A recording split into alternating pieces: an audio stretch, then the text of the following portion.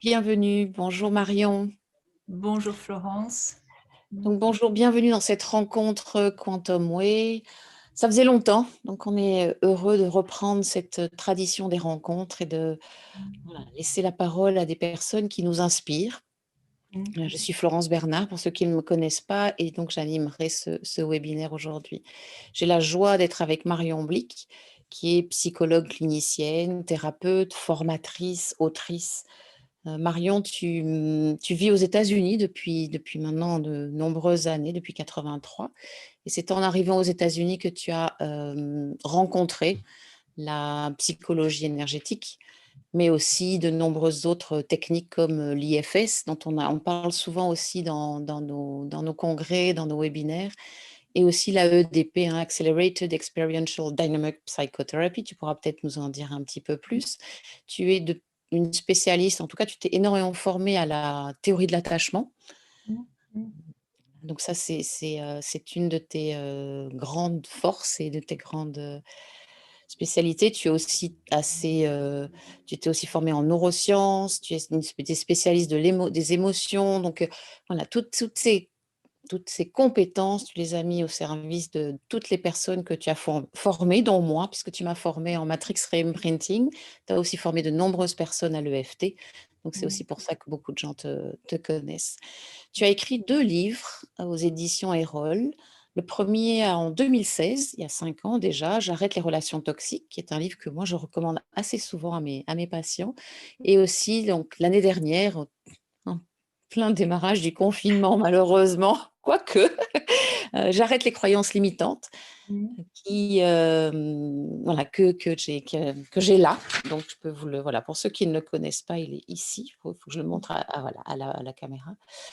Et donc, c'est de ce livre et donc du contenu de ce livre, on va essayer de balayer un maximum de cette thématique des croyances limitantes. Ça a déchaîné les passions sur le groupe Facebook, dans les mails, dans les inscriptions. On a eu énormément, on a eu plus de 200 questions en direct qu'on a essayé effectivement de regrouper pour essayer de couvrir un maximum de thématiques.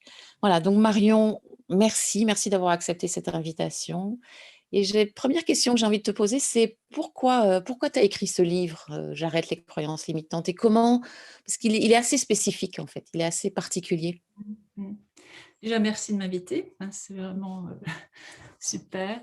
Je l'ai écrit parce que j'ai vraiment visité le château de l'homme qui est le héros. C'est un conte initiatique, vraiment. J'aurais voulu, pour être vrai, je voulais l'écrire dans une autre collection que J'arrête de, parce que c'était un format qui me limitait un petit peu.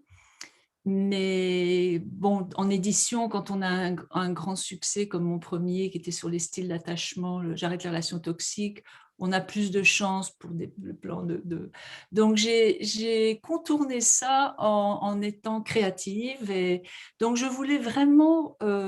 j'ai été frappée par cette visite de château. Il y avait un château immense, pas très loin d'ici. Et le maître des lieux, donc, a fini dans 4 x 4, 16 mètres carrés pendant des 17 ans ou 10 ans.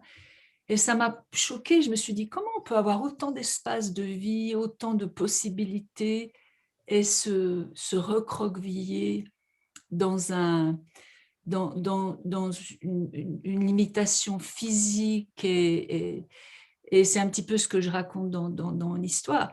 Donc, je voulais réécrire sa vie. C'est un petit peu ce que je fais avec chaque patient. On est tous, et avec moi-même, on s'est tous recroquevillés, on s'est tous limités à un certain moment. Et d'ailleurs, il y a ces rêves très, très beaux où on découvre un appartement qu'on n'avait jamais utilisé, des pièces, c'est toujours des rêves d'expansion.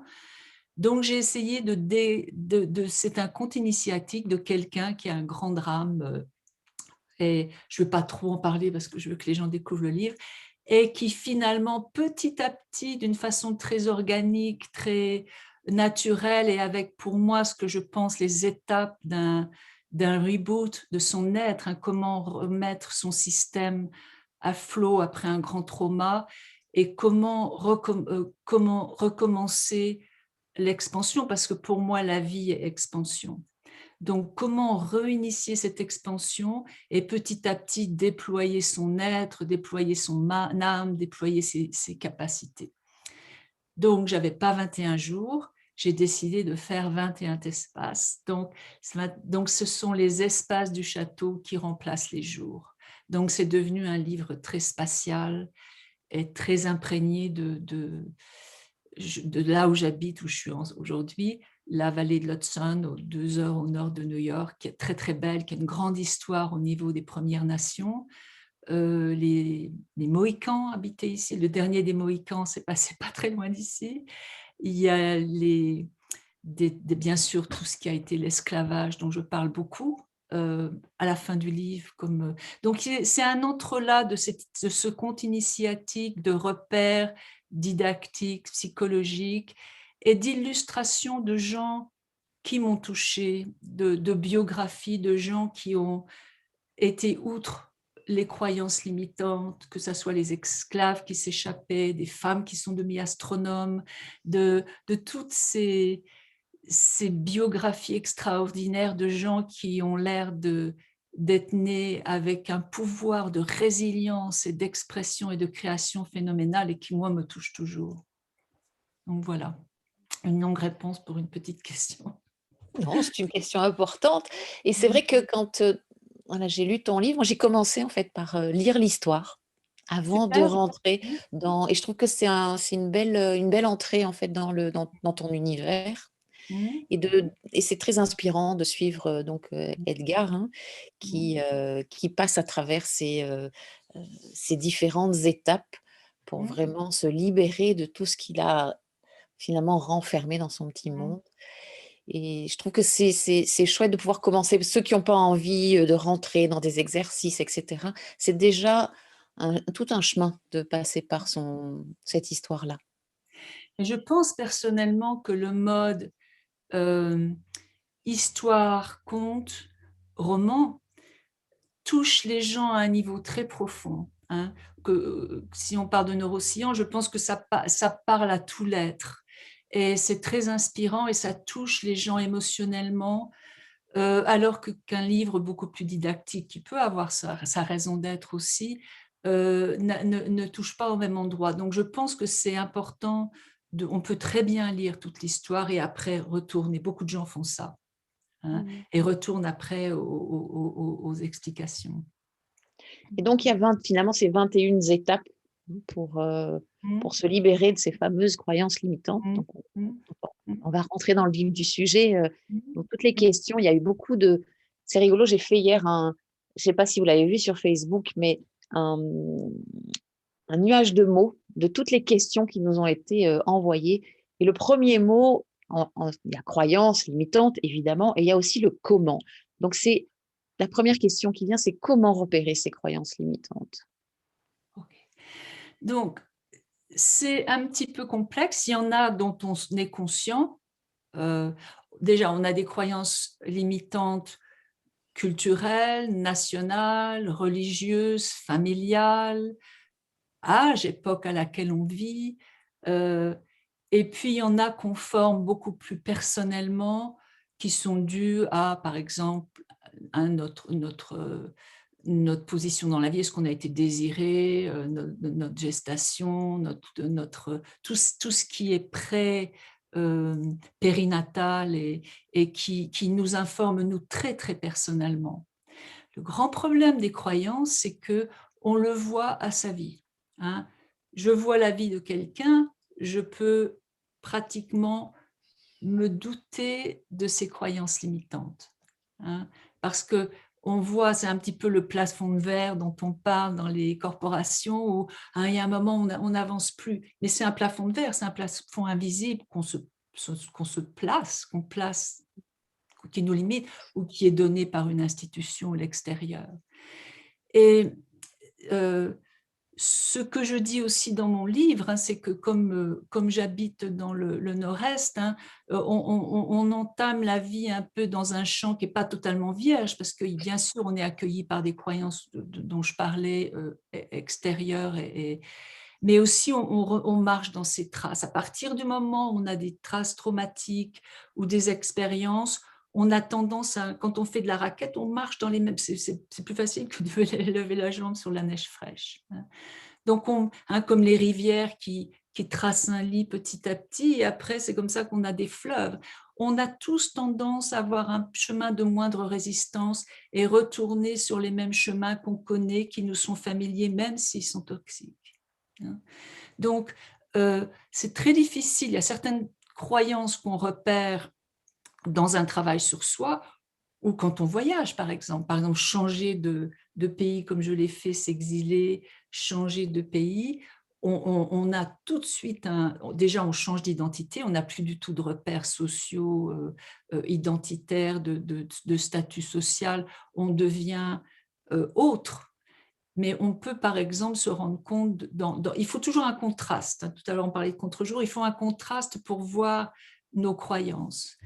Et certaines ne sont révélées qu'au cours de la thérapie, parce qu'on se rend compte petit à petit en faisant ce travail d'excavation qui est un peu une thérapie du transgénérationnel, de croyances inconscientes. Et moi, m'intéressant énormément à la EDP, à l'attachement, tout ce qui est périnatal, précédent ou notre conception, informe, c'est vraiment le fœtus et une éponge. Et je pense qu'on n'en sait même pas assez sur la conscience d'un embryon, parce que le cerveau devient vraiment vers 6 mois de grossesse, comment vraiment à s'imprimer. Mais il y a tellement dans mon expérience de travail, il y a tellement de souvenirs qui arrivent avant. Qu'est-ce que la conscience? C'est un petit peu compliqué, mais on télécharge incroyablement d'informations sur soi. Et donc d'ailleurs, je vais parler de ça dans ce congrès sur trauma et que vous allez faire bientôt, parce que tout ce qui m'intéresse, c'est vraiment ces croyances inconscientes qui sont somatiques, qui sont vraiment téléchargées dans nos cellules. Et pour les percevoir, il faut vraiment travailler en thérapie, travailler à ce niveau-là. Donc, c'est complexe, hein. Je pense qu'il y a toute une gradation de croyances, mais je pense qu'il faut aussi définir ce que c'est une croyance. Moi, je pense qu'une croyance, c'est un espèce d'échafaudage mental, d'analyse. Ici, c'est comme des paires de lunettes, hein, qui filtrent la réalité, hein. Et toutes les traditions spirituelles disent comment on pourrait être juste avec la réalité sans la juger, hein, sans bouddhisme, sans la repousser, sans grasping, hein. Comment on peut être juste avec la réalité en disant c'est la réalité, j'ai pas besoin d'y réagir ou de la fuir, hein, mais c'est pas ce qu'on fait, hein. Donc on a des filtres et des jugements qui viennent filtrer notre réalité. À partir du moment où on filtre et on transforme la réalité pour se l'approprier et pour y vivre, on l'affecte et on commence déjà à se détourner de quelque chose qui serait la réalité ou le vrai. Enfin, j'aime pas ces mots. Ces mots sont toujours compliqués à utiliser. On devient Et donc, subjectif. mmh.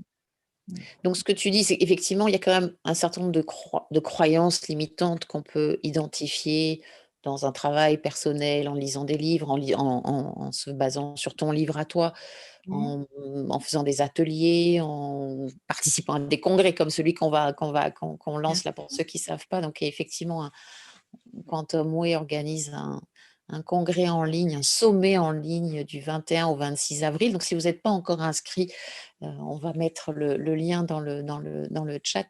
Inscrivez-vous, ça promet d'être passionnant. Donc, toi, tu vas parler de trauma et de honte, hein, ou de honte et de trauma. Je ne sais pas dans quel sens ça va se faire, mais donc c'est important.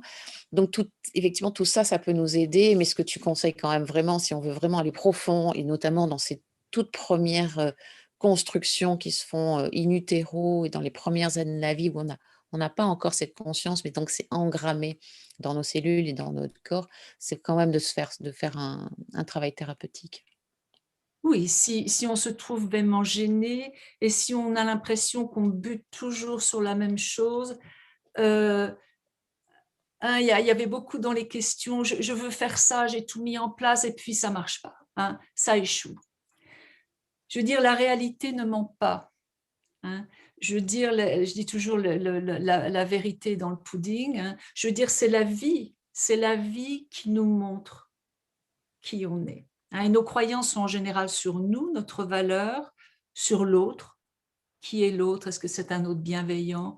Et sur le monde, hein, et en métrique, c'est toujours un moment où on pose ces 3 questions, même à un embryon, et c'est ahurissant de voir que les gens viennent vous voir et ils ont les mêmes questionnements qu'ils avaient in utero ou ils avaient périnatalement, hein. On tire des conclusions sur soi, le monde et les autres très, très vite, hein. C'est les 3 pôles de distribution, en fait, de nos croyances, de nos filtres, Mmh.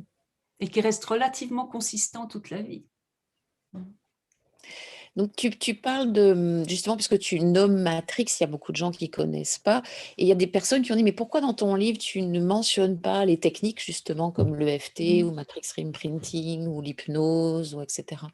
Qu'est-ce Mmh. que tu Bah, peux autant nous je l'ai mentionné dans le premier, parce que moi je voulais que ça reste un conte initiatique, et puis je voulais surtout centraliser sur le les repères, de pas trop le comment réparer. Je voulais vraiment montrer un petit peu le déploiement de la psyché d'Edgar, qui est le héros de mon roman, et qui est aussi le déploiement d'un parcours thérapeutique. Il y a eu beaucoup de questions sur où sont les croyances limitantes dans le cerveau. Ah, hein? Donc on sait qu'on a un lobe droit qui est plutôt l'attachement, le cortex, qui est notre plus récent cerveau, un lobe gauche qui est plutôt logique, mathématique. On a le cerveau émotionnel, un autre espèce de système d'alarme qui va nous, Dieu merci, nous permettre d'utiliser nos émotions pour répondre à la vie, au stress, se protéger, hein, elles sont très utiles. Et puis il y a ce cerveau limbique de l'attaque, de la fuite et du figement. Hein. Mais c'est beaucoup plus complexe que ça, hein. La conscience n'est peut-être pas là, hein. C'est très fascinant en ce moment ce qu'il y a au niveau de tout ce qui est travail somatique, que vous allez pas mal aborder dans le congrès, hein. mmh, Tout ce qui est, tout ce qui est trauma, capté très tôt ou pas, hein. Donc notre conscience, est-ce qu'elle est localisée déjà dans notre corps, hein?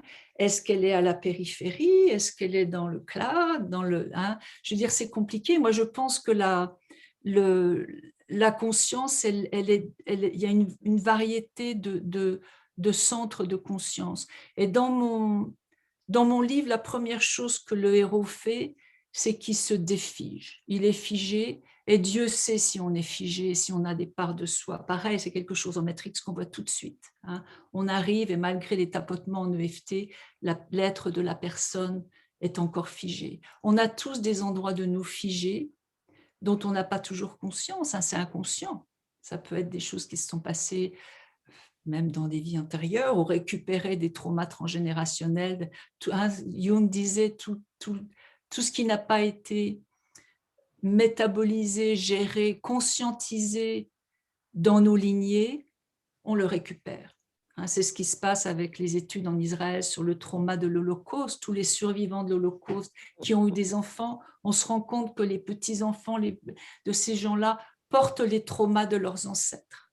Donc, il y a un gros travail à faire, je pense, collectivement sur cette planète pour se libérer aussi des traumas que l'on porte. C'est un fardeau, mais ça peut devenir ainsi un cadeau si on s'en débarrasse, pour ne pas les transmettre à nos enfants et à nos lignées descendantes. Donc, il faut d'abord, la première chose que fait Edgar, c'est se défiger. Et puis après, il commence à mettre en route son intuition, sa présence au monde, ses ressentis, hein. On a tendance à être bloqué là, mais je pense que toutes les croyances, elles sont dans notre façon d'appréhender la vie, hein, la nature, le soleil. Est-ce qu'on est présent vraiment dans son corps? Est-ce qu'on est présent à la vie? Donc, dans un sens, il se réapproprie tous ses sens et petit à petit, il commence à utiliser son intuition et il observe et il se rend compte de... hein, c'est ce que je dis toujours, souvent on se réveille à 35 ou 40, 45 ans dans une pièce de théâtre et on se dit, mon Dieu, je suis un acteur, j'ai un costume, c'est pas moi, c'est pas le script que je voulais, c'est pas la pièce de théâtre que je voulais, alerte à bord. Hein. Et il y a beaucoup de gens qui disent, mais je suis pas dans ma vie. Hein. On a petit à petit dévié de on peut dire sa mission d'âme, ce qu'on était destiné faire, ce qu'on voulait faire tout petit. Les gens disent, ah, je voulais être pilote d'avion, puis je suis devenue comptable parce que mon père avait une truc, et puis il m'a dit, tu sais, pour bien gagner ta vie, il faut être comptable. Et puis à 40 ans, ils se disent, mais je veux être pilote d'avion. Hein. Donc c'est comment, je pense que les croyances, elles sont partout. Et il faut réparer toutes les dimensions de notre être, toutes les différentes, à notre conscience, notre intellect. On n'utilise pas vraiment, on sait qu'on utilise quoi, 10% de notre cerveau. Hein. Mmh. On n'est pas présent, on n'observe pas. Donc, comment vraiment nettoyer et se réapproprier déjà les outils humains qui sont incroyablement puissants si on utilise tout. Hein. Et dans ton travail de clinicienne, quelles sont les croyances qui reviennent le plus souvent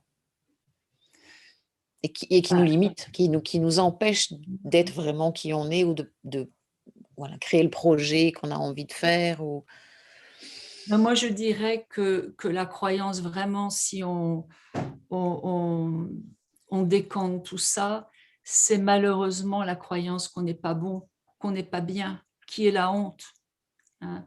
Je pense que l'attachement sécure nous donne cette confiance. Un attachement sécure, si on a été aimé, reflété, compris ces 2, 3, 4 premières années de la vie, qu'on nous a laissé explorer, être qui on arrive à dire, bon, je suis un être humain super, les êtres humains sont super, le monde est fantastique, et là, on peut se lâcher, on peut vivre sa vie. Mais malheureusement, on est quand même dans une culture judéo-chrétienne où on a déjà, et j'en parlais dans mon interview de Métamorphose, hein, on arrive pécheur, on arrive déjà... Comment ça se fait? Qu'est-ce que c'est que cette histoire-là? Hein? Je ne veux pas empêcher les gens de croire ce qu'ils veulent, mais est-ce que c'est vraiment le message du Christ? Je n'en sais rien. Hein? Donc c'est intéressant parce que le mot péché en hébreu et en grec, c'est rater la cible. C'est très intéressant parce qu'en fait, ce n'est pas avoir un défaut intérieur, c'est peut-être commencer à s'égarer, hein, s'égarer de qui on est, ce qui donne tout à fait une autre signification à notre parcours de vie, à qui on est. Hein, que Gurdjieff reprend.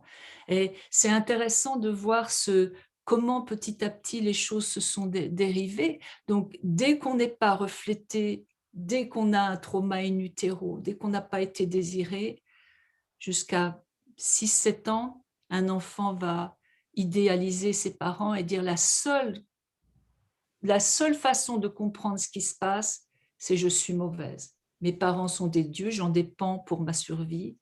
Et c'est des dieux, s'ils me battent, s'ils ne m'ont pas voulu, s'ils m'envoient en pension, c'est parce que j'ai un défaut et je suis mauvaise. Et à partir de là, tout va être décliné, on va s'égarer. Hein, parce que si on pense qu'on est mauvais, hein, qu'on pense qu'on soit bien et qu'on fasse des erreurs, la culpabilité c'est ok, mais la honte, qu'on est profondément déficient, c'est vraiment la blessure la plus complexe. C'est marrant parce que j'essaie de trouver une métaphore pour cette blessure-là et je pensais un peu aux accidents de voiture. Vous savez, on a des accidents de voiture et si le châssis est voilé ou abîmé et s'il y avait des choses structurales dans l'accident, il peut y avoir un impact bénin sur la carrosserie, mais si le châssis de la voiture est abîmé et parfois c'est pas repéré, elle n'est pas, on ne peut pas la conduire, hein. Vous allez avoir un accident, ou vous allez, hein, je veux dire. Donc, c'est un petit peu ça le trauma. Ne pas avoir un bon attachement est traumatique. Donc, c'est la première, la première blessure qui vient voiler et compromettre tout notre être. C'est vraiment une attaque à notre être, de penser qu'on n'est pas bon et qu'on nous transmette ce message-là culturellement à l'école, dans l'éducation, qu'on n'est pas bon. Comme je dis, il y a un grand temple tibétain, monastère tibétain ici. Quand on dit à un Tibétain qu'on n'est pas bon, c'est incompréhensible. Hein, qu'on est pécheur, c'est incompréhensible dans une autre culture, parce que comment peut-on ne pas être bon, hein? L'homme naît naturellement bon normalement, mais effectivement, on peut porter vraiment cette croyance. Tu disais, que, effectivement, tout à l'heure, tu parlais de figement parce qu'il y a pas mal de questions, hein, sur comment repérer nos croyances limitantes. Il y a Nathalie qui le remet dans les questions-réponses, mais il y a eu beaucoup de questions comme ça. Comment est-ce que je peux savoir si c'est justement une croyance limitante qui est là et que je dois traiter? Donc tu parlais du figement, mais il y a plein de manières de repérer ces croyances limitantes. Le figement, les gens ne se rendent pas compte qu'ils sont figés. Mmh. Les gens ne se rendent pas compte qu'ils sont figés. C'est tellement inconscient. On s'en rend compte, je pense que parce qu'il y a beaucoup de développement personnel en ce moment, tout ce qui est la thématique de la confiance en soi vient de l'attachement. Alors les gens font des stages, hein, et de nouveau, on peut travailler sur le plan mental, faire des affirmations, je suis forte, je suis bien, je peux créer. On peut faire des lignes, on peut faire des protocoles. Hein. Tout ce qui reste mental ne va pas toucher à ce téléchargement cellulaire qui est somatique, et il faut l'avoir d'une façon somatique, et il va falloir déployer C'est pour ça que je voulais aussi que mon récit touche les gens. Il va falloir toucher les gens dans leur corps émotionnel, dans leur... Pareil, les émotions positives. Bon, il y a vraiment une émotion positive, c'est la joie, parce qu'elle nous est donnée, hein, on le voit chez l'enfant rit, hein, quand on voit des petits bébés rire comme ça. Le reste, c'est vraiment des sentiments, hein, la sérénité, la paix, le courage, tout ça, c'est vraiment des sentiments, donc c'est déjà mêlé d'esprit, enfin de mental, si vous voulez. Donc, il va falloir nettoyer toutes ces empreintes qui sont parfois pas du tout verbales, qui sont implicites, et qu'on nettoie. Il y a des travaux absolument magnifiques, mais ça, j'en parlerai peut-être je ne vais pas m'égarer, par rapport à toutes ces maladies mystérieuses, maladies de Lyme, fibromyalgie, où les gens passent de médecin en médecin pendant 20, 30 ans, finissent en fauteuil roulant. Maintenant, il y a des explications sur tout ça. Hein. C'est vraiment des traumas somatiques. Hein. Et justement, donc, qu'est-ce que toi tu recommandes pour, parce que c'est vrai que on peut repérer cette problématique-là, on peut comprendre qu'on a eu qu'effectivement, on peut savoir qu'on a eu un attachement insécure, que du coup, forcément, on va porter des croyances qui nous empêchent de pleinement nous développer, de revenir à qui on est, cette confiance et cette joie naturelle. Qu'est-ce que toi tu recommandes, pour ce que tu disais, hein, il y a Sylvie qui pose: «Comment toucher le corps émotionnel dont tu parles?» Comment est-ce qu'on peut soigner cet attachement insécure? En tant que thérapeute, on travaille beaucoup là-dessus, mais toi, ton point de vue là-dessus, Moi, tes si vous voulez, recommandations? moi, j'ai ma propre boîte à outils, et comme je suis créative, j'aime beaucoup tout ce qui est imagerie mentale. Je me suis formée à l'imagerie mentale. J'adore Matrix parce que j'adore le l'EFT, j'adore le tapping qui permet quand même de déferler ces vagues émotionnelles, donc de réguler les gens et de passer absolument partout. Donc moi, mes outils principaux, c'est la EDP, l'IFS, hein. Comprendre aussi qu'on a des parties en soi, qu'on n'est pas... je sais que tu es formé à l'IFS et que tu l'utilises beaucoup. Et de nouveau, c'est aussi super important de voir qu'il n'y a pas une Florence, une Marion, mais on a des parts multiples en soi. Et ça, c'est aussi quelque chose que j'établis dès la première séance, hein. Parce que si on ne comprend pas que, par exemple, notre moi, notre ego dit « Ok, je veux réussir, je veux créer mon business, je veux m'installer à mon compte, je veux devenir thérapeute », mais si vous avez des traumas derrière, en dessous, euh, sous la conscience qui dit mais tu n'y arriveras pas, tu dois te cacher, non mais qu'est-ce que tu vas te montrer, qu'est-ce qui va se passer, tu vas te rendre ridicule, blablabla. Et si vous avez des critiques intérieures qui disent il faut pas, hein, il faut vraiment se mettre à son compte, vaut mieux travailler pour l'éducation nationale, vaut mieux être fonctionnaire, la tata retraite, vous allez avoir un brouhaha dans votre orchestre. Alors les gens disent non, non, non, je veux m'installer à mon compte, hein. Mais il va falloir mettre de l'ordre dans toutes ces parts-là, hein. Il va falloir faire vraiment un état des lieux et de dire quel est l'état de vos critiques intérieures. J'en parle dans mes 2 livres parce que c'est vraiment des protecteurs, mais qui nous bloquent. C'est des protecteurs qui vous entravent et vous enchaînent et vous culpabilisent et vous empêchent d'avancer. Donc, il faut vraiment, je pense, avoir ces... Moi, je ne travaille pas sans IFS, je ne travaille pas sans neurosciences, je ne travaille pas sans cette base d'AEDP. Et mon outil principal, c'est EFT, bon, la parole, EFT, et puis Metrics Imprinting, où il y a énormément d'imaginal, d'imaginaire et de restructuration de nos traumas, hein, de comment remettre une version beaucoup plus positive et constructive aux choses qui se sont mal passées dans nos vies. Donc, puisque tu parles d'IFS, je continue à faire un peu la pub pour notre sommet, hein, puisqu'on a quand même Dick Schwartz, ou Ouais. Richard Schwartz, qui est le fondateur de l'IFS, qui a créé ce modèle qui est absolument extraordinaire, et qui sera là qui était là aussi au congrès du mois d'avril. Pour ceux qui ne connaissent pas, on a encore, il y a encore moyen d'accéder à toutes les conférences du mois d'avril qu'on avait fait au tout début du confinement. Donc, Richard Schwartz sera là pour présenter l'IFS et vraiment amener cette vision du trauma, cette vision IFS du trauma qui est assez particulière. Et vous avez aussi Tony Herbine-Blanc? Alors, Tony Herbine-Blanc était là l'année dernière. Elle ne sera pas là cette année. Okay. Voilà. On a, par contre, on a 6 Sykes. On a une autre formatrice qui viendra parler de trauma et d'addiction, ou oui, notamment trauma de l'attachement et en lien avec l'addiction. Donc ça aussi, ça promet d'être assez passionnant.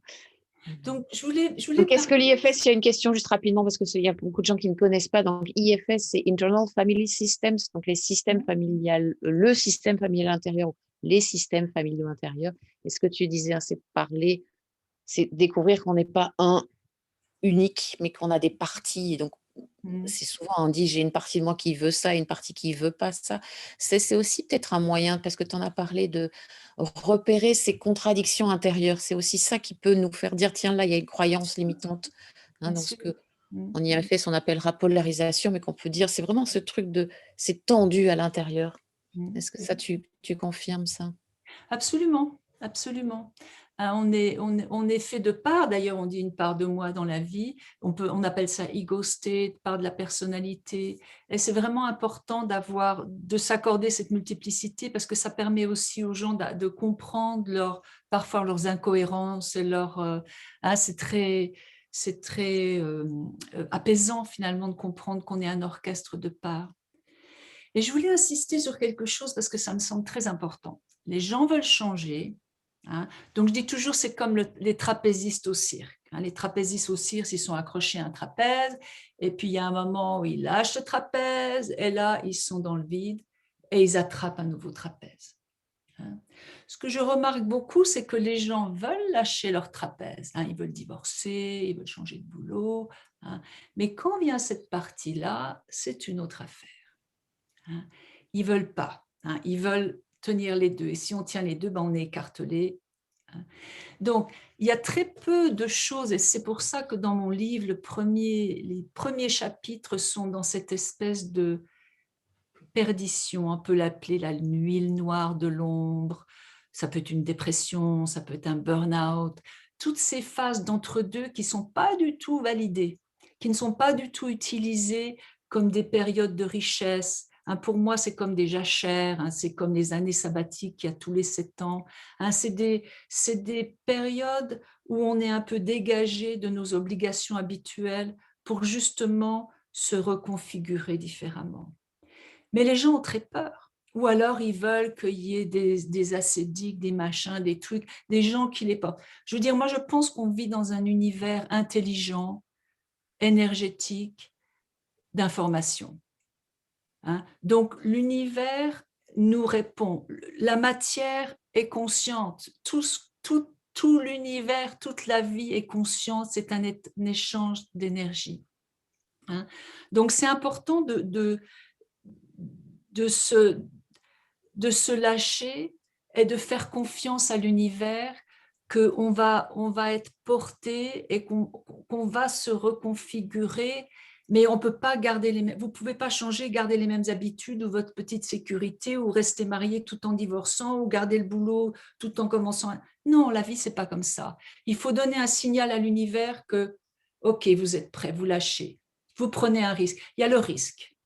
Hein. À partir du moment où vous donnez l'impulsion de ce risque, c'est déjà l'impulsion du lâchement, du changement. Hein, vous dites, OK, je veux changer, je veux tellement changer que je mets ma démission. Je ne sais pas ce que je vais faire, je donne ma démission ou je pars, je déménage, je prends un appartement. Bien sûr, on va négocier ça avec on ne va pas partir du jour au lendemain sans dire rien à personne. Hein. Mais je pense qu'il faut donner un signal qu'on se donne suffisamment d'importance à sa vie, qu'on est prêt à prendre un risque. À partir du moment où vous prenez ce risque, et c'est ce que fait Edgar, l'univers commence. Et là, on arrive dans un cercle vertueux où petit à petit, ce que j'appelle le pompon à la foire, hein, sur les manèges, vous allez avoir des synchronicités. Hein. Vous allez avoir quelqu'un qui vous dit, tiens, je pars en vacances, j'ai mon appartement, de toute façon, le loyer est payé, va, occupe-le. Hein. Je veux dire, il faut donner l'impulsion. On est fait à l'image de Dieu. Hein, on est créateur. C'est dans toutes les traditions, on est les seuls êtres vivants à être à l'image, hein, de Dieu. On est créateur. On a un libre arbitre. On sait tous qu'on est les seuls êtres. Hein, on n'est pas conditionné comme les animaux, les arbres ou les objets. On a un libre arbitre. Il faut l'exercer. On ne peut pas changer sans dire je prends le risque, je veux exercer mon libre arbitre, je veux recréer ma vie. Si vous ne faites pas ce saut dans le vide, ce saut dans l'inconnu, je pense que tout ce processus de synchronicité, après, ça va être un jeu de piste. Hein. Vous allez trouver quelque chose qui vous emmène quelque chose. Et c'est tout à fait une autre façon de vivre. C'est une façon de vivre avec l'univers. Ça ne veut pas dire qu'on n'a pas toujours peur, hein, mais en tout cas, on est dans une espèce de danse qui devient une vie super. Et on peut être balayeur de rue et avoir cette danse-là, hein, ce n'est pas réservé à une élite. Mais je pense qu'il faut donner cette impulsion de choix en disant « je choisis de vivre. En ce moment, ma relation, je suis morte, ma relation est morte. Mon travail, j'ai plus rien à donner. C'est bien, mais c'est plus qui je suis.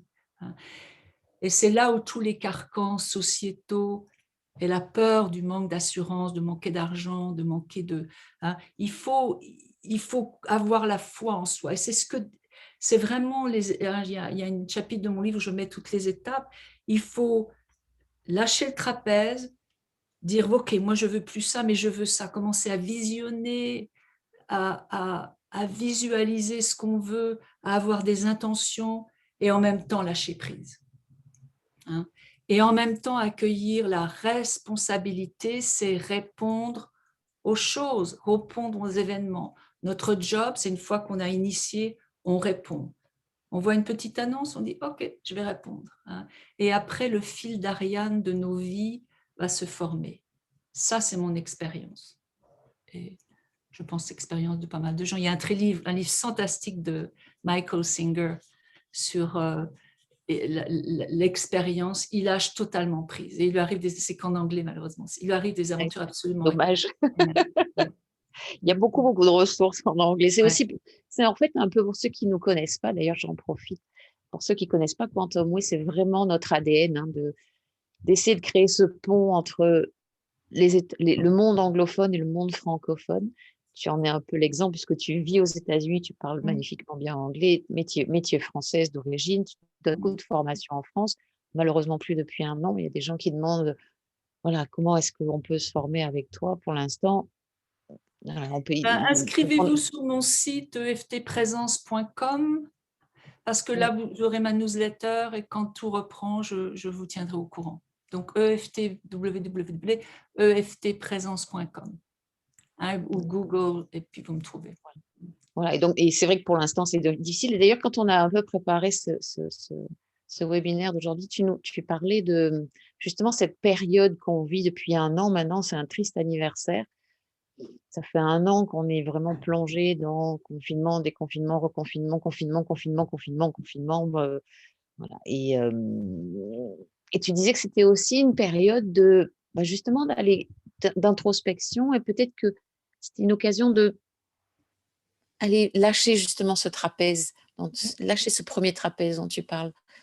Ben, bien sûr, parce que la vie s'est arrêtée. Moi, je sais, par exemple, j'ai vécu une année absolument incroyable, alors qu'au début, mais en fait, il y a tellement de choses qui se sont passées parce que j'ai été immobilisée. Je ne pouvais pas voyager, hein. D'habitude, je passe 4 mois en France par an, peut-être plus. Et là, je veux dire, je ne pouvais pas enseigner. Et en fait, ça m'a permis de ralentir et de descendre et d'avoir accès à plein de choses nouvelles. Et je pense que ça s'est passé pour beaucoup de gens. Ben, je ne minimise pas certaines personnes avec des jeunes enfants, ça n'a pas été facile, mais beaucoup de gens se sont autorisés à changer. Parce que de toute façon, on a perdu énormément de choses. Beaucoup de gens ne veulent plus être en ville. Donc, ça a été une année de ralentissement, de beaucoup de symptômes qui se sont exprimés, de dépression. Bien sûr, toutes les relations qui étaient un peu difficiles se sont accentuées avec le confinement. Et finalement, je pense on est aussi dans un trauma collectif parce que ce Covid, c'est quand même une menace de mort et de maladie collective, quelle que soit l'interprétation qu'on a de ça. Et donc, je pense que il y a énormément de gens qui ont repris des thérapies, d'anciens patients qui sont revenus pour pour réinitier une 2e tranche de vie ou une 3e ou 8e tranche de vie, c'est pas important. Beaucoup de jeunes aussi disent à quoi bon. Je veux dire, on est dans un monde en très grand chaos maintenant, très grande restructuration, très grande faille, tu parlais de polarisation, il y a énormément de polarisation en ce moment. Donc c'est une période où je pense on peut définitivement, on est forcé à changer, donc on peut du coup s'autoriser à changer. OK, je balaye un petit peu des questions qu'on avait eues. Il y en a une qui me paraît intéressante. Je traîne une peur, c'est Martine qui nous dit: «Je traîne une peur de ne pas être à la hauteur malgré une vie remplie de succès. Comment imprimer en moi ces acquis?» Je Ok. crois que c'est Oui, c'est une excellente question et merci parce que il y a des gens, je connais des gens millionnaires ou milliardaires qui ont peur de manquer. Et donc, tu vois qu'il y a quelque chose, ce qu'on appelle en AEDP, et que j'utilise beaucoup en thérapie, c'est les fonctions réceptives, les capacités réceptives. C'est la mère qui, en reflétant l'enfant, va lui faire de télécharger sa bonté. Hein. Quand la mère dit « Oh, t'es mignon », hein. L'enfant, petit à petit, et en thérapie, je dis toujours on va créer une banque, une tirelire avec des louis d'or. Hein. Et je demande aux patients, à chaque fois qu'ils font quelque chose de bien, de déjà ralentir, parce que les gens disent, très souvent les gens déflectent, hein, ils disent « Oh non, c'est pas grave, non, c'est pas important, non, non, hein, j'ai une augmentation ». Mais non, tout le monde a une augmentation. Hein. On rejette les compliments, c'est banalisé. Il faut devenir narcissique et égoïste. Hein. Il faut dire waouh. Hein, si on me dit que je prends à l'intérieur, et il faut vous habituer à le garder, hein, et à y revenir. Hein. Vraiment prendre. Beaucoup de fois, je dis, est-ce que vous avez entendu ce que j'ai dit? Et les gens sont déjà, ça a déjà passé. Hein. Donc, c'est super que vous ayez une augmentation. Et il faut que les gens le prennent à l'intérieur. Hein. Et on n'a pas eu l'habitude de... c'est vraiment une fonction de l'attachement, hein, de pouvoir introjecter, absorber notre valeur. Et notre valeur, elle vient de tout petits événements, de tout petits. Et d'ailleurs, on sait, hein, pour les gens, ils disent, ma tante, elle me regardait toujours avec amour. Hein. Ok, ça, c'est un louis d'or. Hein. Mon patron me fait toujours des compliments quand je fais quelque chose. Ok. Hein. Mais on sait qui nous a regardés avec de l'amour dans notre enfance. Hein. On savait les gens qui nous voyaient, qui nous aimaient inconditionnellement. Donc, ça peut être des toutes petites choses, mais il faut vraiment, c'est Martine qui posait cette question? Oui, c'est Martine. Hein, il faut vraiment revenir au corps et c'est pour ça qu'on parle des fonctions du corps somatiques, absorber. Hein, qu'est-ce que ça te fait d'avoir réussi? Hein, vraiment revenir au corps et aux émotions et aux sentiments. Oui, il y a une pratique qui vient de la psychologie positive, hein, qui dit qu'il faut chaque soir, par exemple, se dire 3 choses positives de la journée. C'est un peu peut-être aussi ça, c'est vraiment prendre ce qui a été bon pour nous et qui nous a fait du bien dans la journée régulièrement et le faire et le refaire. Il faut, je crois, 7 positifs pour contrer un négatif, par exemple. Mais c'est 5 positifs pour 5 Ouais. compliments pour une critique. Mais Florence, se le dire ne suffit pas. Non. Parce que se le dire, c'est comme les gens qui font des lignes d'affirmation. Je suis riche, je suis riche, je suis capable. Il faut le vivre. Donc, OK, qu'est-ce qui s'est passé de positif hier? J'ai marché pendant 3 heures sans avoir mal aux pieds. OK. Hein, mais il faut le prendre à l'intérieur, comment c'était, hein, et il faut le tartiner, ce qu'on fait un petit peu en maîtrise, comment c'était de marcher alors que vous venez de vous casser la cheville, vous êtes en rééducation, de 3 heures sans avoir mal aux pieds, waouh, hein, il va falloir vraiment le ressentir dans notre être, dans notre corps. Hein, parce que se le dire, ok, j'ai fait ça, ma crème caramel était pas mal du tout, tout le monde a aimé, et puis j'ai fini mes impôts. Ok, hop, non. Hein, il faut de nouveau l'incorporer. Mmh. Donc ça répond d'ailleurs à une question que j'ai vue passer, notamment sur, il y a des croyances limitantes, donc c'est repasser par le corps, c'est vraiment important. Pour toi, c'est fondamental. On Le est, ren on le est, rendre vivant, en fait. mais on est notre corps. Hein. Cette incarnation, elle est dans notre corps. Donc notre corps, il est bien plus que. Hein, je lisais un livre fabuleux. Ils disent finalement le cerveau, c'est la fin du corps. Hein. Et tout ce qui est maintenant sensorie, proprioceptif, tout ce qui est les travaux de Dan Siegel, on se rend compte que notre corps est plus important que notre cerveau, mais on vient de cartésien. Hein. Je pense, donc je suis le cerveau. Notre cerveau, il est partout. Hein. Il est partout dans le corps. Donc, je pense qu'il faut arrêter on est encore pris dans des croyances limitantes que le corps, parce que bien sûr, le corps, c'est la sexualité, c'est sale, c'est pipi, caca, mais non, le corps est sacré. Hein. Le corps est sacré. Hein. Et notre cerveau n'est pas plus important que notre corps. Hein. On est encore très, très teinté de cette division. Mmh. Surtout dans une nation comme la France cartésienne où hein, il faut être sage, il y a beaucoup de critiques intérieures. Hein. OK. Est-ce qu'il y a, attends, hop, hop, hop, hop, hop. Donc il y a des personnes qui parlent, oui, de croyances limitantes liées à des blessures karmiques ou à du transgénérationnel, Mm. à des choses vraiment très d'autres d'anciennes vies. Mm. Comment on fait Mm. avec ça? Tout le monde n'y croit pas hein, aux anciennes vies, mais si les gens y croient, moi je le travaille parce que ça fait partie de leur psyché. J'ai pas besoin de croire aux vies antérieures. Peut-être que j'y crois, c'est pas très important, mais en tout cas, moi je pense que on a des fardeaux transgénérationnels ou de vie antérieure, et il faut les travailler comme un trauma réel. Et ça, on s'en rend compte c'est fascinant de voir... je travaille avec quelqu'un qui avait... en fait, un de ses ancêtres a été... comment dire sans trop révéler, a été accusé de collaboration après la guerre. C'était absolument faux, mais il a été... comment on dit, la vérité a été rétablie après. Et lui, il avait énormément de situations similaires où il n'était pas cru. Et il représente, une fois qu'on a... on répète inconsciemment ces patterns sans le vouloir, et on se dit, mais comment ça se fait que j'ai encore un problème légal avec un tel, où je n'ai pas cru, où j'ai signé le mauvais papier. Et en fait, une fois qu'on a réparé ça, on a fait du Matrix, donc on est allé voir son ancêtre avant qu'il soit exécuté, hein, lui dire qu'il avait été réparé, hein, de nouveau, réparer cette erreur.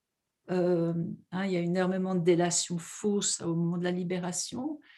Toute sa vie s'est remise en place, comme des cartes qui s'effondrent. Hein. Donc, c'est important de réparer ces patterns. Il y a énormément de secrets de famille, Tout ce qui est secret va être porté, bien sûr, parce que ce sont des traumas, donc, et on les découvre petit à petit. Et bien sûr, quand on fait ce travail de fouille, d'excavation dans une thérapie, on y arrive.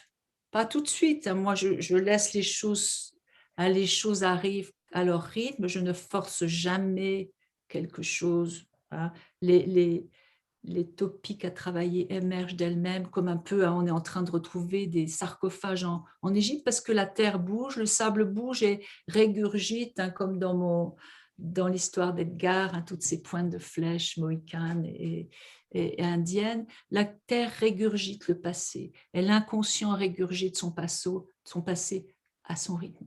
Et vous allez voir qu'il y a un moment, il va y avoir des souvenirs. J'ai des cas incroyables, et je dis, demandez à votre maman, demandez à votre papa, faites des recherches, hein, allez voir votre tante, hein, tant qu'il y a des gens vivants, et bingo, les gens arrivent sur des trucs absolument ahurissants. Hein, je parlerai d'un cas clinique dans ma intervention sur la honte. Et une fois qu'on a pris cet événement, on l'a nettoyé, on l'a réimprimé, transformé en matrix, je veux dire, on a rétabli une autre vibration, on est vibration. Tout ça, c'est vibratoire. Il y a, alors je ne sais, tu as le droit de dire non. Il y a Amy qui demande si tu aurais un exercice pratique pour repérer et rendre consciente certaines croyances limitantes. Est-ce qu'il y a ou peut-être une ronde EFT spécifique, ou est-ce que voilà. Ok. Moi, je fais quelque chose qui est très très simple avec mes patients. C'est ce que j'appelle ma marguerite. Hein, c'est pas très. Mais je leur dis de mettre une croyance limitante qu'ils ont à l'intérieur, hein, et de voir quels événements de leur vie, hein, autour, comme des scènes à travailler. Et ces scènes-là, c'est jamais des scènes importantes, c'est des petites réflexions à l'école. Je suis allée au tableau, je me suis figée, j'ai été humiliée à l'école maternelle. C'est toujours des choses de petite enfance, d'éducation. Donc, vous mettez les événements, ou alors vous mettez les événements marquants de votre vie, et vous dites, mais si je fais bouillir tout ça, qu'est-ce que cet événement me fait ressentir? La culpabilité, je ne suis pas bien. Hein. Donc, c'est un exercice facile, mais que je donne souvent à mes patients. Hein. Et souvent, à partir d'une vibration ou d'un sentiment qui ressentent souvent, par exemple, si vous êtes toujours en colère, ou si vous êtes plutôt triste, ou si on a tous une spécialité émotionnelle, quelle est l'origine de cette tristesse? D'où ça vient? Vous vous souvenez de la première fois où vous étiez triste, la première fois où vous avez eu honte, la première fois où vous avez été humilié? Hein. Donc, c'est un petit exercice qui permet de repérer. Et souvent, je le donne en cours. Et bien sûr, on en a plein, des marguerites. Hein. Par exemple, si vous avez une blessure de rejet, quels sont les moments où vous avez été rejeté? Hein. Mon fiancé a rompu nos fiançailles au dernier moment. je viens d'être virée de mon boulot. Hein. Quelles sont, si vous avez un trauma, hein, il va se décliner de plein de façons dans votre vie. Hein. Donc ça, c'est un exercice que j'aime bien parce qu'il permet de rendre palpable. Hein. Qu'est-ce qui se passe dans mon livre? Dans mon livre, Edgar a une nouvelle expérience. À partir du moment où il lâche son trapèze, hein, il accepte le deuil dans lequel il est sans trop révéler, et qu'il accepte ce qui est. Vous allez voir, il y a plein d'étapes. Son deuil, il accepte à différents niveaux. Hein. Il y a un moment finalement au milieu du livre où vraiment il accepte, quand il traverse la rivière. Donc il y a des étapes, il va falloir bon, déjà lâcher prise, s'engager, avoir les synchronicités. Et là vous allez petit à petit, comme dans mon livre, Edgar se réalise toutes les hein, il y a la pierre de la tour écossaise, il y a des gens avec qui il n'aurait jamais vécu, qui n'aurait jamais accepté, qui découvrent. On va petit à petit déployer sa vie. En déployant sa vie, bien sûr, on va buter et on va avoir en miroir ses croyances limitantes. Hein. Donc, oui, c'est dans la vie, c'est en vivant tout ça qu'on le vit. Donc, je pense que Matrix, c'est quelque chose qu'on vit. Il faut une expérience, il faut avoir une expérience globale. Et Edgar a une expérience de vie. Et c'est comme ça que je pense que les gens guérissent, c'est en ayant une expérience de vie. À partir du moment où on commence à lâcher le trapèze, plein d'autres choses, et on a pratiquement une nouvelle vie. Hein, et bien sûr, il va falloir continuer à se débarrasser de ce qui nous bloque, et on va être confronté à des nouvelles. Hein, Edgar réalise l'esclavage. Il y a plein de choses qui vont venir nous interpeller. La vie fait parfaitement les choses, croyez-moi, pour qu'on soit interpellé là où on a besoin de se transformer. Je pense que la vie est orchestrée magiquement pour qu'on soit obligé de se cogner contre les vitres si on accepte de s'y cogner, si on accepte de les voir. Sans blâmer, c'est tellement facile de blâmer la vitre, de blâmer les autres, mais comment dire, mais comment ça se fait que je me cogne 3 fois de suite sur la même chose? Et c'est comme ça qu'on perçoit ses croyances et qu'on les transforme. Ouais. Prenant responsabilité pour ce qu'on crée. On est responsable de sa vie. Il y a beaucoup de questions sur Matrix, justement, Matrix Reimbuilding. Est-ce que tu peux en dire quelques mots pour s'il y a des gens qui ne connaissent pas du tout? Bon, Matrix a été créé par Carl Dawson, qui est un maître EFT. Donc, si vous voulez, on prend une capsule de trauma, on prend un trauma lambda, ou ça peut être une image. On nettoie, c'est-à-dire toutes les... imaginez que vous avez un accident de voiture ou, disons, une dispute avec quelqu'un, ce sera plus simple. Et on va déjà nettoyer en EFT, on peut être fâché, on peut être en colère, après on se sentir coupable, après on va être triste. On nettoie bien tout cette trauma pour vraiment le EFT, c'est un déconditionnement, mais quelque chose de positif, et en tapotant petit à petit, ça s'apaise. Donc on nettoie. L'EFT est super pour ça. Une fois qu'on a fini ça, le thérapeute, et formez-vous parce que c'est pas simple de dissocier quelqu'un, le thérapeute va dissocier le patient avec lequel il travaille, et il va en imagination retourner dans la scène et la renettoyer une deuxième fois. Il y a tout un protocole qui se fait dans la matrice, pour ça ça s'appelle matrice, dans cet espace imaginal, imaginaire. Je préfère imaginal parce que c'est pas tout à fait seulement imaginaire. Et là, il va refaire un autre nettoyage et proposer à la part de lui, hein, c'est pas seulement l'enfant intérieur, j'entends beaucoup d'enfants intérieurs, c'est pas l'enfant intérieur, ça peut être n'importe quoi, ça peut être vous hier, ça peut être ça peut être même quelqu'un d'autre que vous. Il va refaire la scène comme il aurait voulu que ça se passe, et on va retexturiser, on va réimprimer donc là, dans la personne.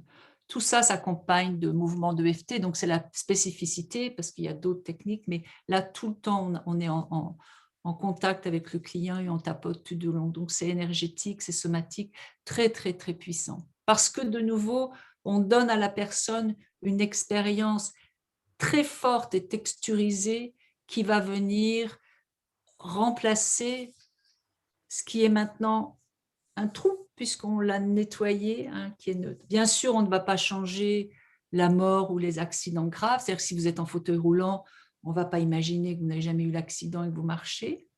Hein, mais on va transformer pour que ça, de nouveau dans le trauma, on est toujours seul, menace sur la vie et impuissant. Donc, on va essayer de mitiger, de donner, de faire que les choses ne se passent pas comme elles auraient dû se passer, avoir beaucoup plus de soutien, ne pas être aussi seul, hein, et peut-être plus d'outils de résilience. Hein. C'est très, très, très belle technique que j'utilise à chaque séance personnellement. Donc, je suis la seule formatrice en France et pour l'instant, on ne peut pas former en ligne, donc, et je comprends pourquoi, donc patience, patience.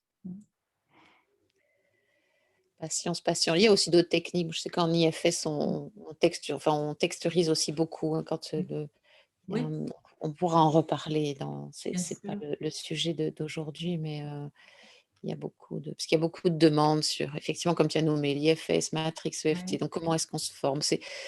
Voilà, il faut Mhm. chercher sur Internet. Il y a beaucoup de formations. Faites Mhm. attention, parce qu'il y a aussi des formations qui ne sont pas.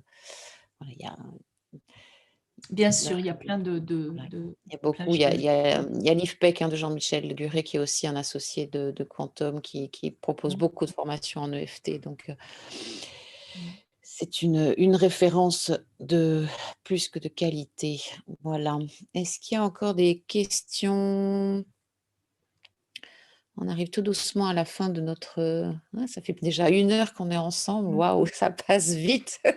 Mhm. Hum, Alors, qu'est-ce qu'il y a Oui, il y a quand c'est des traumas, c'est des croyances qui sont liées à des traumas très anciens. Ça fait. Alors, il y a des gens qui parlent effectivement de violence physique, de viol, de harcèlement, donc avec Mhm. souvent des choses qui ont été niées pendant longtemps. Euh, Quelqu'un qui dit est-ce que pour lâcher le trapèze, il faut se faire accompagner? Moi, j'ai envie Oui, de dire qu'effectivement, quand c'est aussi ancien, je crois qu'on peut difficilement faire l'impasse d'un travail sur soi avec accompagner, parce que c'est vraiment important. on peut pas faire ce travail, on peut pas faire métrique sur soi-même. Faites-vous accompagner, hein, parce que ce miroir dont je parlais, c'est important de l'avoir. Les gens savent que vous gagnez du temps, enfin, j'aime pas ce mot-là, mais parce que la personne peut vous guider. On peut pas travailler sur soi tout seul. C'est très limité, très, très limité. Donc, engagez-vous dans un parcours thérapeutique avec des gens formés de valeur. Et c'est merveilleux de faire ce travail-là. C'est magnifique d'être en thérapie. Surtout que ces thérapies-là, ce n'est pas seulement parler. On a tellement eu l'habitude des thérapies un petit peu freudiennes qui ont leur raison d'être, mais qui ne marchent pas tellement avec tout ce qui est trauma et troubles de l'attachement. Donc, c'est important d'être en thérapie, de vous faire accompagner. C'est votre vie, vous voulez avoir la meilleure vie possible. Tous ces traumas-là sont absolument réparables, réparables, réparables. Hein. On peut guérir, on a une résilience, le corps humain est incroyablement résilient. Donc, on va peut-être avoir des petites cicatrices, des points de sensibilité qui restent, mais tous ceux qui écoutez, vous êtes jeunes, je suis sûre, il y a tellement même il y a 10 ans, il n'y avait pas toutes les techniques qu'il y a maintenant. Vous allez voir dans tout ce sommet sur le trauma, on vit une époque fabuleuse, fabuleuse. Moi, quand j'ai commencé à être psychoclinicienne dans un service de placement familial, je n'avais que des traumas. Les enfants étaient abandonnés, les parents étaient meurtriers.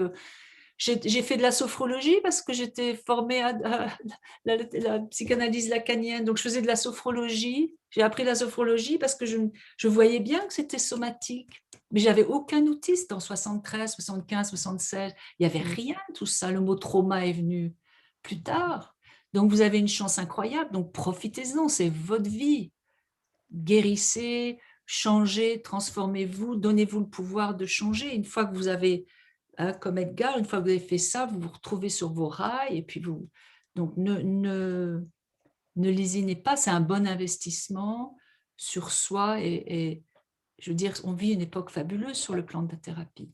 Ouais, c'est ce qu'on va c'est vraiment on va essayer de couvrir un maximum là vraiment pendant le Mmh. sommet. Donc il y a vraiment des spécialistes du trauma, des spécialistes de l'attachement. On va parler IFS, on va parler EMDR, on va parler EFT, on va parler Matrix, on va parler, hem, même les thérapies classiques, hein, les TCC, les techniques la Bien thérapie sûr. cognitivo-comportementale. On va vraiment essayer de balayer pour que voilà, chacun puisse aussi, bah, se dire: «Bah, tiens, ça me parle, ça me parle, ça me parle pas» et pouvoir, ben, découvrir aussi toutes ces nouvelles approches. Mmh. J'aime pas trop le mot Mmh. technique, mais c'est des nouvelles manières Modalité. d'accompagner, de soigner, Mmh. mmh, voilà, de pouvoir se Mmh. voilà et se libérer de tout ça. Parce que puisque c'est le thème, hein, c'est vraiment se libérer de ces croyances qui nous empêchent d'être qui nous sommes, hein.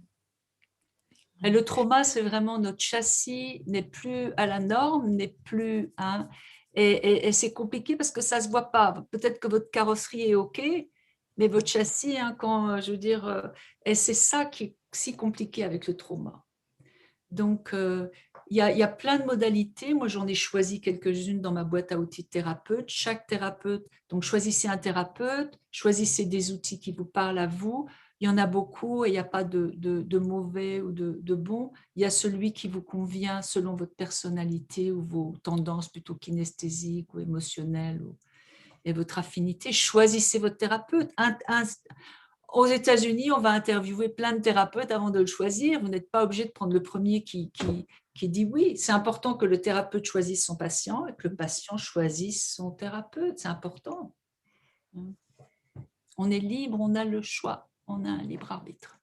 Il y a 2 sujets qui reviennent après, voilà il y a un sujet sur pourquoi je mérite pas d'être aimée, Françoise qui repose la question, donc sur le fait de voilà, oui, le sujet sur le pourquoi est-ce que je ne mérite pas d'être aimée et pourquoi est-ce que je ne m'autorise pas à gagner plus d'argent, à gagner plus? Il y a vraiment toute la thématique de l'argent. C'est 2 thématiques, qui sont importantes. Je ne sais pas si tu peux en dire Ce sont les mêmes, quelques c'est la valeur.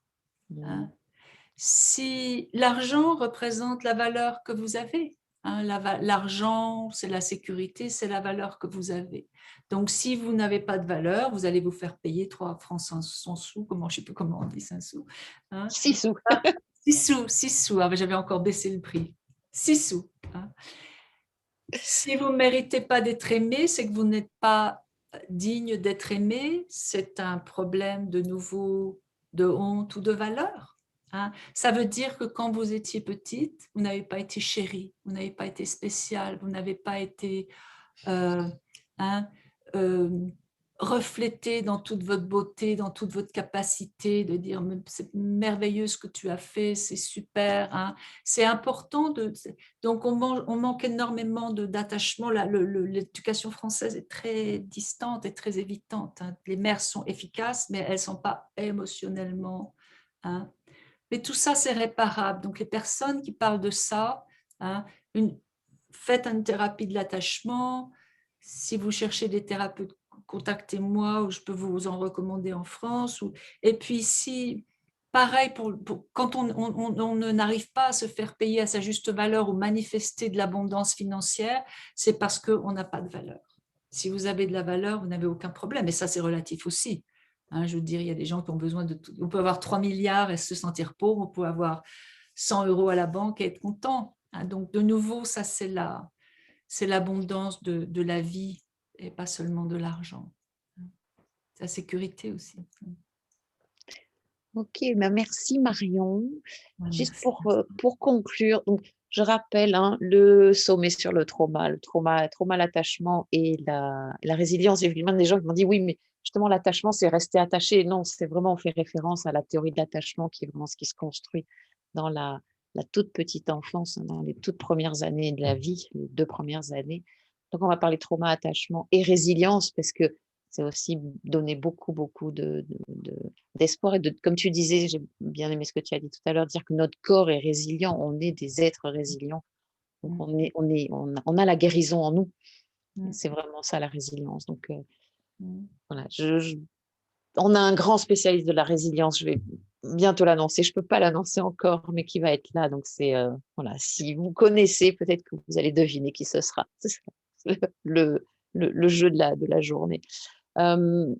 Donc, le trauma, le livre de Marion, donc je rappelle, donc voilà, j'arrête les croyances limitantes avec poursuivre vraiment la fabuleuse histoire d'Edgar.